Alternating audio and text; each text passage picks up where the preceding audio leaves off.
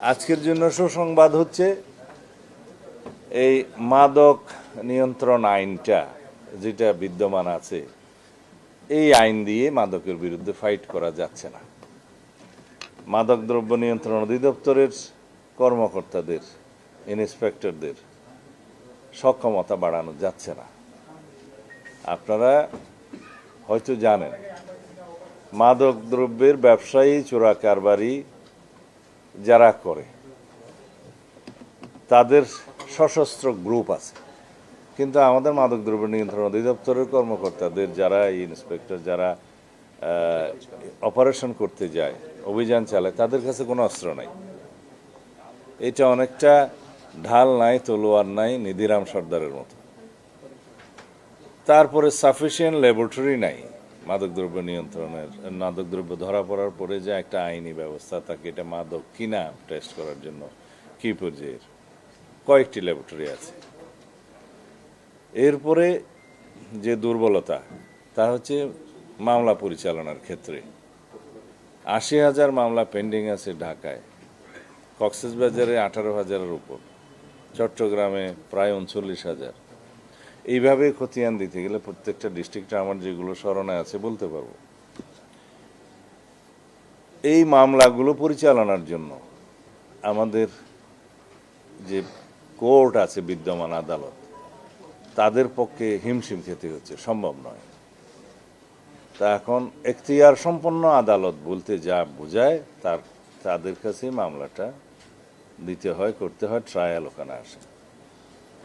হয়তো কয়েকটা এজেন্সি মাদক দ্রব্যের বিরুদ্ধে অভিযান চালায়, তারা মামলা দায়ের করে। তা এন্ড অফ দি ডে দেখা যায় এই যে মামলা জটের কারণে বেনিফিটটা চলে যায় এই আসামির কাছে। তা এখন সেই পরিস্থিতি থেকে মুক্ত পাওয়ার জন্য আমরা মাদক দ্রব্যের জন্য আলাদা ট্রাইব্যুনাল সৃজনের প্রস্তাব দিয়েছি, পাশাপাশি এখতিয়ার সম্পন্ন আদালতও থাকবে। আর মাদক ব্যবসায়ীদেরকে ধরার পরে থানায় সুপর্দ করার আগে, এফআইআর করার আগে মধ্যবর্তী একটা সময়ে রাখতে হয়। সেই রাখার জন্য আমাদের কোনো হাজতখানা নাই। আমরা মাদক দ্রব্য নিয়ন্ত্রণ অধিদপ্তর কোনো রেগুলার থানা না, হাজতখানার ব্যবস্থা রাখা হচ্ছে, ট্রান্সপোর্টেশনের ব্যবস্থা রাখা হচ্ছে, ডগ স্কোয়াডের ব্যবস্থা রাখা হচ্ছে, অত্যাধুনিক অস্ত্র দেয়া হবে। তো এগুলো করার পরে আমরা একটা অপারেশনে যাব। সেই আইনটা আগামী কয়েকদিনের ভিতরে পার্লামেন্টে উঠবে ইনশাআল্লাহ, শক্তিশালী। আপাতত এই সুসংবাদটা দিয়ে আমি যাই। এই বিদ্যমান আইনেই সংশোধন, মাদকদ্রব্য নিয়ন্ত্রণ আইন সংশোধন হবে, আপডেট করা হবে। কয়েকদিন আগে আপনারা দেখছেন জুয়ার উপর একটা মডার্ন আইন উত্থাপন করেছি, সেটাও আগামীতে ইনশাআল্লাহ পাশ হবে কয়েকদিনের মধ্যে। এরপরে সাইবার অ্যাক্টে যাব, আইনি কাঠামো দাঁড় করাতে হবে। তারপর আরেকটা সংস্থার বাহিনীর মডার্নাইজেশন হবে, আইনি সংস্কার হবে। ওখানে আমি নাম এখন বলবো না, সেখানে ট্রান্সপারেন্সি আসবে, অ্যাকাউন্টেবিলিটি আসবে। আইনি ভিত্তি শক্ত না থাকলে এগুলোর বিরুদ্ধে ফাইট করা যাবে না। আগে নড়বড়ে আইনি ভিত্তি ছিল, আমি কারো সমালোচনা করব না। রাষ্ট্র এত দুর্বল আইনের ভিত্তিতে চলতে পারে না।